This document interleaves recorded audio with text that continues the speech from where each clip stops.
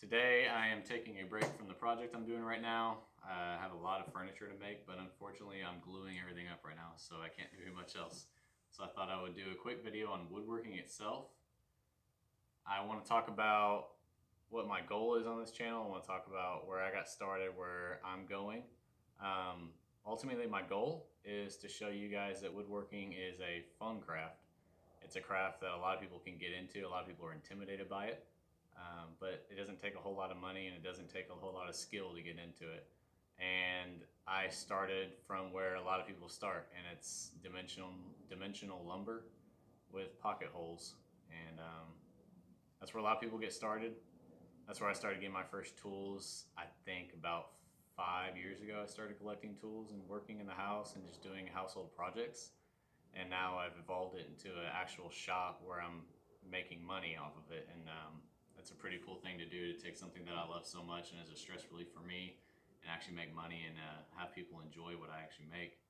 So today I want to go through some of those tools that can get you started in woodworking, and then another video I'll go over hand tool woodworking, more traditional stuff, and how to get your hands on those old tools that make a huge difference, and I think it's a little bit more fun. But we'll start with the power tools, so stay around and we'll get through it. So you start off with your dimensional lumber, 2x4s, 2x12s, whatever you want to buy from the store, and you got to have a way to cut it. Start off with this circular saw right here. It's a Ryobi I got from Home Depot. It's a good little circular saw. It cuts really accurately. It goes through wood really smooth. It has some cool features such as a bevel, so you can actually tip this entire base over and cut a bevel up to 45 degrees. And that just kind of helps you make things fit as far as the tabletop, things like that, at a different bevel than just 90 degrees. I would recommend you get this. This is a good brand. It's really inexpensive. It's for the guy who just needs something to get by. It's not super amazing saw, but it gets the job done. And if you're on a budget like I was and still am, it's a good saw to have. It's lasted me a long time, and frankly, I don't use it a whole lot anymore. It's a 7 1/4 inch blade, and it's a good little saw. No complaints here. I'm not very good with it, but no complaints there.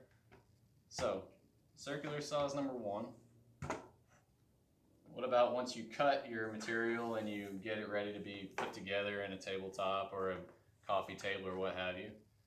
You need a way to join the boards. So let's say you have your lumber dimensioned, ready to use. You need a way to join it. Quick and dirty way to do it is a pocket hole jig. And this one's off Amazon. I think I got it for $30, $40, I believe. There's a cheaper version which just has one hole on it. It comes with this square drive bit. And it comes with this special pocket hole drill bit. And it has a little sleeve on here you adjust up and down. You adjust these little flanges on either side up and down depending on what size workpiece you're using. And people will say this is a terrible way to join wood. Other people will say it's a great way. Pocket hole joinery is very strong when it's used right. Use it with some glue and it gets you by. There's no reason not to use it if you're just now getting started. Like I said, there is a cheaper version. There's also a lot more expensive versions. Some that actually sit on the tabletop, clamp down, and you have this little lever that you just push in there and you screw the pocket holes and you're on your way. That'll run you about $100. And I just don't need that because I don't hardly use pocket holes. So pocket hole joinery, that's a good choice for me. How about when you actually drill your holes, you need to screw it together. And the best thing I found out was having 2 drills was probably the best choice I've ever had in my life, or made in my life. This little one right here is a Black & Decker. I've had it since we got married, so 5 years and some change, 5.5 years. I would say this drill is not a drill for me. It is a screwdriver. It has abilities to drill, but it just doesn't go through wood very well, and it gets bogged down and the battery kind of dies out on it. But I've had it for this long and I use it all the time. More often than not, I'm using this one. It's just a good drill for small jobs. This is the big one that I like to use for drilling and making pocket hole joinery, spade bits, Forstner bits, anything. This actually has the power to get through it. It has your adjustable clutch that you can use to get through certain things if it wants to turn. There you go. You can adjust it and it'll kill the transmission on it at a certain weight so you don't over drill or you don't over screw a screw in here. The reason I have 2 drills, and it's something I learned very quickly, is that it takes a lot of effort to go drill a hole, a pilot hole for something, and then have to switch the bit out to put a screwdriver bit on there and screw it in. So having one for drilling and one for screwing screws is very, very, very helpful in projects. It makes it very quick and easy, and you don't have to think about it as much. And I recommend getting 2, even if it's just one smaller Ryobi brand screwdriver. I would get 2 of these and have one for drilling and one for screwing in your hardware.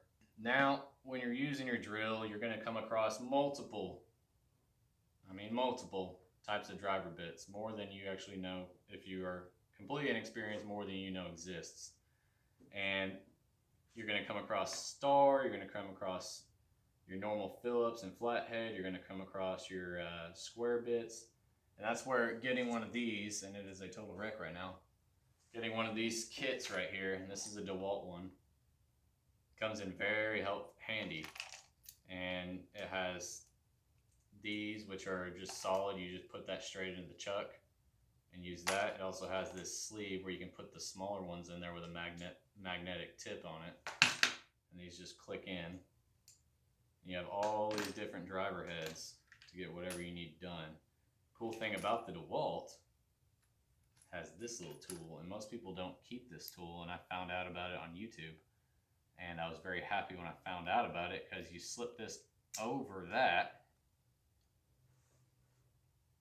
and now your driver head sticks just out the edge of it. But what it does is it actually magnetizes the entire driver head. So when you're using it just like this, it's not magnetized. It's not going to hold on to a screw. Put that sleeve on there and it will now hold it if you actually have the right size drill bit or bit on there. And if you put it in correctly. See, I never use it though. There we go. Now, this is magnetized. It holds on to screws pretty easily.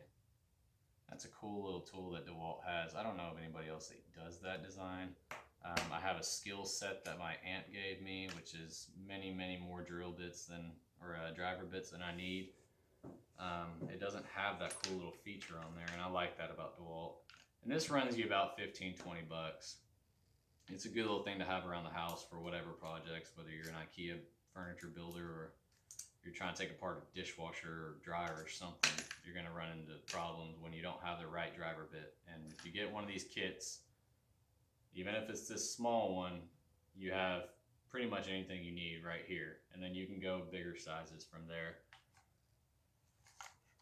Okay, so now you have your way to cut your lumber, you have it joined, you have the ability to drill and screw in screws, and you have all your bits. Most important lesson that I can teach you, and it's not coming from YouTube, it's not coming from some old wise man, it is coming from me. I'm definitely not a wise man. Is working with square lumber. Do not get to the end of your project and realize, oh my gosh, everything is out of square and it looks terrible. Because I have been there countless times, and I'm still there sometimes. Getting yourself a good set of speed squares and your combination squares is invaluable. You can use these speed squares for marking up things. You can use it for a guide for the circular saw. If you hold this on the side of a board and you run that straight side across the base of the circular saw, you'll get a pretty good straight cut.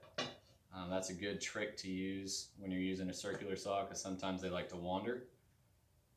And it just helps your project go smoother. It keeps the shot less frustrating. It keeps you coming back to the shop, which is most important, which is why we're all out here, is because we want to be in our shops and we want to build things and create things for our loved ones or just ourselves. So having a good set of multiple speed squares and combination squares is completely invaluable. I cannot emphasize that enough. So having these tools and learning how to use them and all their different tricks is something I can never emphasize enough. And along with that goes a good tape measure, and this is the one I've always used. I have probably 2 or 3 of these laying around. I have 2 or 3 other brands laying around. I keep one at my miter saw. A good tape measure is key. The Stanley brand, this Power Lock 25 feet, is a pretty standard one. It has a really, really good ability to stretch out without falling over like that. And it's a good tape measure. I've never run into a problem with it. Has a clip for your belt, has a slide down here to lock it in place. Good tape measure. That's another one of those things you don't want to skip out on, and you want multiple of them, because if you're anything like me, you lose them, and often. And along with marking up your layout, marking up your wood, good pencil set. I use a marking knife when I'm doing hand tool woodworking. For your normal power tool woodworking, anything like a pencil, this is a mechanical pencil. I use contractor pencils, whatever. Having 100 million of these laying around also helps, because if you're anything like me, you will lose them often. I have an entire thing on my desk right behind me. It has about a dozen of these things sitting in there because I will lose them. I found about 3 of them stacked in some sawdust this morning. And that will help you lay out your work a lot better. One last thing. So you have your lumber, you cut it, you use all these things to keep it square, level. You're able to join it with your pocket. You're able to use your screwdrivers and your drills to join them with the pocket hole joinery. You got your bits. Let's talk about finishing. Now there's multiple ways to finish a woodworking piece. You can use sander like this. You can use actual pieces of the wood itself to burnish it, and it gives it a really, really nice, soft, glossy finish. You also can use a thing called a card scraper, and I'll dive into that in the hand tool section, but multiple things for you to do finishing work with. And this is the most common. It's your normal orbital sander. This is the Black & Decker brand, and it does really well for me. I keep 60 grit, 120, and 220 grit. I don't really have a need for more than that. If you're using furnishing or finishing, such as stain, poly, or anything, it's gonna be really hard to get a sanded finish past 220 and really notice a huge difference. This is a good little one. I picked this up for I think $35 or $40 on Amazon. So now that we have a basic set of beginner tools, affordable, accessible tools that you can go and do pretty much anything you want, what do you do? What is your first project you need to make in your new shop, whether it's a one-car garage or a back patio? My opinion is you have to make something to work on. Some people use a fold-out table and that works for them. Some people just work on the floor and that works for them too. I'm tall. I can't work on the floor, and anything that vibrates or shakes on the table will just bug me. So I built a bench. And my first bench was very crude, 3/4 inch piece of plywood that was 3 feet wide, about 4 feet long, and it was screwed to a wall with some 2x4 diagonals coming out of the studs. And that's what I worked on for a good couple of years. And then I built my first real bench once I learned those skills. And then I built another one when I got better, and I finally landed at this one. And this is something that I've been planning out for years in my head and watching countless videos of different designs of a Roubeau or an English bench. This is for hand tool woodworking, and this is what I've spent a lot of time on. And don't go to this bench right away. Okay, you don't need to rush it. You just need to stay the course, learn the very fundamentals of woodworking. Go get some 2x4s and some plywood, butt joint the 2x4s together, put some plywood on top, and that is your bench. That is plenty sturdy for what you want to do when you begin. Once you have your bench made, you can go do whatever else you want. You can make a table for your kitchen. You can make chairs for your dining room. You can make some pallet wood stuff that goes on the wall and sell it on Etsy. You can do whatever you want with it. But with these tools, you have a base and you have a foundation that you can then build off of and go do more intricate, more interesting things. I spent the past 3 years binge watching YouTube, multiple channels, and I really got into hand tool woodworking. That's where my passion is, and that's what I love to do, is hand tool woodworking. But I started here, and I started with the very crude methods of woodworking, because that's where you have to learn your skills. So if there's something on this table that you're like, I don't know how that works, or how do you make a pocket hole joint? How do you join it to another piece of wood? Let me know in the comments. I'll make videos on that. My next video talking about tools is going to be hand tools. How do they work? What's the basis of them? How do you get into that? Where do you even find them? A lot of my hand tools are from early 1900s and actually into the 1800s. So where do you find those tools? How do you get your hands on them? How do you tune them back up to usable standards? And it'll be a really, really cool video to go over, because hand tools aren't used enough, in my opinion. After that is going to be my wife's Christmas present, which is going to be a lot of carving, and that's going to be cool, because I've never done a lot of carving, and my idea that I have right now is very, very difficult. So look out for that one. That's going to be a really, really cool video to watch.